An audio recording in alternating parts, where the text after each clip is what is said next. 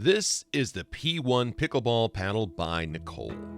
With its black surface, elongated shape, curved top, and white grip, it is a sleek looking paddle.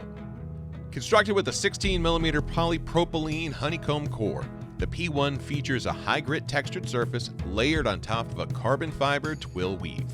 The handle is longer than most paddles, at about 5¼ inches, and the grip is soft and absorbent and feels quite good in the hand.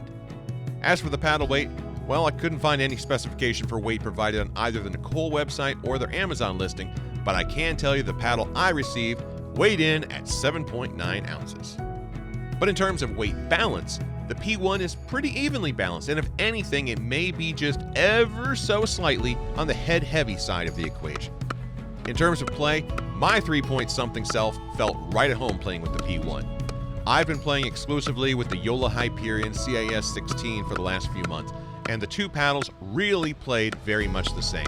The geometries between the two paddles are strikingly similar, which certainly helped with the transition, though the grip on the Joola is slightly thicker, which I preferred, but I didn't really find anything I could do with the Hyperion that I couldn't do with the P-One as well.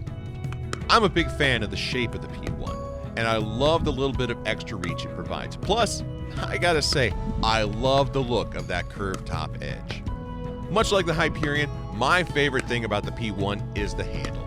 I love the length of it, as it really fits my hand well. Plus, that extra bit of length makes two-handed backhands so much easier. And with its fairly balanced weight, the P-One reset quickly and performed very well close to the net. Dinks had a good feel to them, and the paddle delivered plenty of pop on speed-ups.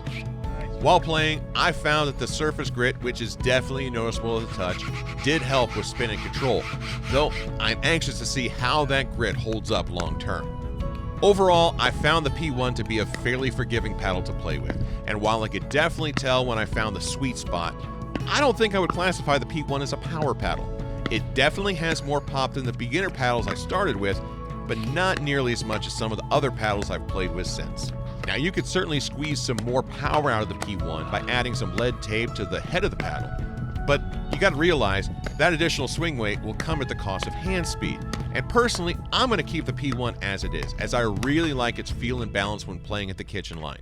At this point in my pickleball game, control is way more important than power, and the P-One is a great paddle to continue my development on that front.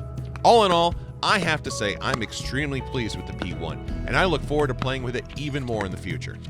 It is a great option for any intermediate player or even a more advanced player looking for a quality control paddle in the sub $100 price range.